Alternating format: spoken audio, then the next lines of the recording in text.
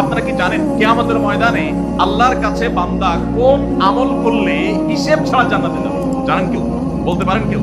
ভাই, আল্লাহর কাছে হিসেব দিয়ে জান্নাতে যাওয়া কি সহজ কাম না কঠিন কাজ? আরে আল্লাহর কাছে তো অনেক দূরের কথা। আপনি যে প্রতিষ্ঠানে চাকরি করেন তার মালিকের কাছে, উপরস্থ বসের কাছে একেবারে পুঙ্খানুপুঙ্খ করে প্রতিটা পয়সার হিসাব দিয়ে একদম সবকিছুতে পারফেক্টনেস প্রমাণ করা, এটাই তো একটা কঠিন কাজ, দুঃসাধ্য কাজ। সেখানে সারা জীবনের হিসাব আল্লাহর কাছে দিয়ে পাই পাই করে তারপর আপনি জান্নাতে যাবেন, বিষয়টা এত সহজ না। তাহলে হিসেব ছাড়া আল্লাহ তাআলা এমনিতেই বলবেন হিসাব টিসাব নাই, তোমাকে এমনি জান্নাতে দিলাম, এটা চান আপনারা? দেখুন কোরআনে কারীমে আল্লাহ তাআলা বলছেন, ইন্নামা ইউওয়াফাস সাবিরুনা আজরাহুম বিগাইরি হিসাব। আল্লাহ বিনিময় দেওয়ার ক্ষেত্রে, সওয়াব দেওয়ার ক্ষেত্রে দুনিয়াতে যারা সবরকারী হবে, যারা ধৈর্যশীল হবে, যারা সহিষ্ণু হবে, যারা নিজেকে নিয়ন্ত্রণ করতে পারবে, এই সবরকারীদেরকে আল্লাহ তাআলা হিসেব ছাড়া দিবেন, তাদেরকে সওয়াব দিবেন হিসেব ছাড়া। তাহলে আপনি যখন আপনার কর্মস্থলে থাকবেন আপনাকে ধৈর্য ধারণ করতে হবে। আপনি যখন পাবলিক পরিবহনে উঠবেন আপনার মাথা ঠান্ডা রাখতে হবে। আপনি যখন আপনার বাসা বাড়িতে থাকবেন আপনার মাথা ঠান্ডা থাকতে হবে। মাথা গরম হয়ে যায় যাদের, হট মেজাজ যারা, কথায় কথায় মাথা গরম হয়ে যায়, ধৈর্যহীন হয়ে যায়, যেখানে সেখানে গন্ডগোল বাঁধায় দেয়, মারামারি বাঁধায় দেয়, ধৈর্য সহ্য বলতে কিছু নাই, এই লোকগুলো কিন্তু এই সৌভাগ্যবান মানুষদের কাতারে শামিল হতে পারবে না। ঠিক একই ভাবে দাম্পত্য জীবনে সুখী হতে হলে সবর এবং শুকর, এই দুইটা মূল মন্ত্রের কোনো বিকল্প পথ খোলা নেই। সেটা স্বামীর জন্য প্রযোজ্য, স্ত্রীর জন্য প্রযোজ্য।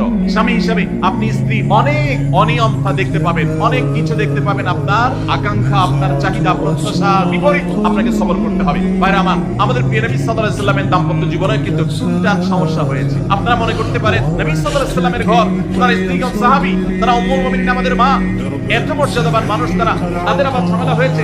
ভাই, দাম্পত্য জীবনে টুকটাক সমস্যা তাদেরও হয়েছে। প্রিয় নবী সাল্লাল্লাহু আলাইহি ওয়াসাল্লাম নিজে একদিন বাসা ছেড়ে মসজিদে নববীতে এসে মন খারাপ করে বসেছিলেন, তিনি বাসায় যাচ্ছেন না, অভিমান করে। ওমর রাদিয়াল্লাহু তাআলা আনহু বিষয়টা বুঝতে পেরে তার মেয়ে যেহেতু নবী সাল্লাল্লাহু আলাইহি ওয়াসাল্লামের স্ত্রী, তিনি সেখানে গিয়ে ভেতরে প্রবেশ করে তার সাথে কথা বলে তথ্য উদ্ঘাটন করে সেটা মিটমাট করার ব্যবস্থা করেছেন।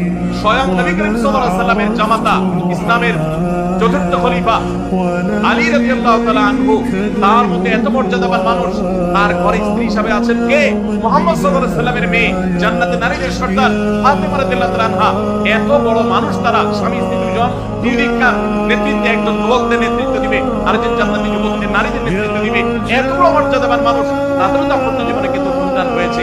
একবার আলী রাদিয়াল্লাহু তাআলা আনহু এসে মসজিদে টান হয়ে শুয়েছিলেন মাটিতে, মনটা খারাপ, ঘরে একটু হালকা ঝামেলা হয়েছে, এই জন্য মসজিদে নববীতে এসে মাটিতে শুয়ে আছে। নবী করিম সাল্লাল্লাহু আলাইহি ওয়াসাল্লাম দেখে বুঝতে পেরেছেন, টের পেয়ে গেছেন যে কিছু একটা হয়েছে বাসায়।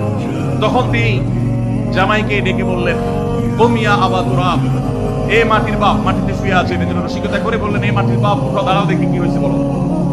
ভাইরা আমার, দাম্পত্য জীবনে টুকটাক সমস্যা হবেই হবে। যারা বিয়ে করেন নাই আগে থেকে প্রস্তুত থাকেন, বুকে পিঠে ছালার বস্তা সব বেঁধে রেডি থাকেন। বিশেষ করে সময় যেভাবে গড়াচ্ছে তাতে করে সামনে থেকে হেলমেট পরেও যাওয়া লাগতে পারে। শুধু যাওয়া না, বাসায় ঢোকার সময় বাইক থেকে নামার পরে হেলমেটটা আগে খুলবেন না, আগে যা বুঝবেন পরিস্থিতি কি, তারপর হেলমেট করবেন। বুঝেন নাই? দাম্পত্য জীবনে টুকটাক সমস্যা হবে, এটা প্রত্যাশিত। মনে রাখবেন, এই জিনিসটা যদি আপনি আগে থেকে মাথায় রাখেন তাহলে আপনার কষ্ট অনেকখানি দূর হয়ে যাবে। আমরা অনেকে আকাশ থেকে নেমে পড়ি, কি বলে, এত বড় সাহস, এই কথা বলতে পারে কেন? ভাই আশ্চর্য হচ্ছেন কেন? এর চেয়ে বেশি কথা বলতে পারে, মাথা বাড়ি মারছে, আরে ভাই চুরি মার নাই, শুকর আদায় করে। বুঝেন নাই কথা?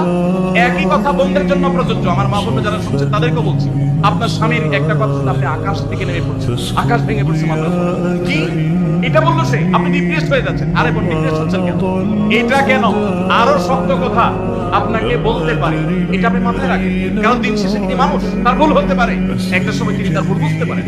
দাম্পত্য জীবনে যদি স্বামী স্ত্রী উভয় যদি ধৈর্যশীল না হয়, সবরকারী না হয়, হুটহাট রিঅ্যাকশন করে ফেলে, কখনো দাম্পত্য জীবনে সুখী হওয়া সম্ভব নয়। মনে রাখতে হবে, একসাথে থাকতে গেলে, দুইটা পাতিল একসাথে থাকতে গেলে টুনটান লাগে না, বাধে হয় না? আপনার কাছে যদি কেউ এসে গাল গল্প দেয়, দেখবেন অনেকে গাল গল্প দেয়, গাল গল্প দেওয়া লোক আছে না নাই? ভাই 30 বছর সংসার করেছি, জীবনে আমাদের একটা কথা হয়নি, ডাহা মিথ্যু, এ লোক ডাহা মিথ্যু। আপনার 50 বছরের সংসারে কোনো বিষয় হয় না। হ্যাঁ, ঝগড়া করেন না সেটা ভিন্ন বিষয়, কিন্তু ভিন্ন মত হবে না, দ্বিমত তৈরি হবে না, নিজেদের মধ্যে ভুল বোঝাবুঝি তৈরি হবে না, একবারও হবে না জীবনে, অসম্ভব। মুহাম্মদ সাল্লাল্লাহু আলাইহি সাল্লামের ঘরে যদি হয়ে থাকে, আলী রাদিয়াল্লাহু তাআলার ফ্যামিলিতে যদি হয়ে থাকে, সাহাবীদের ঘরে ঘরে যদি হয়ে থাকে, আপনি কে?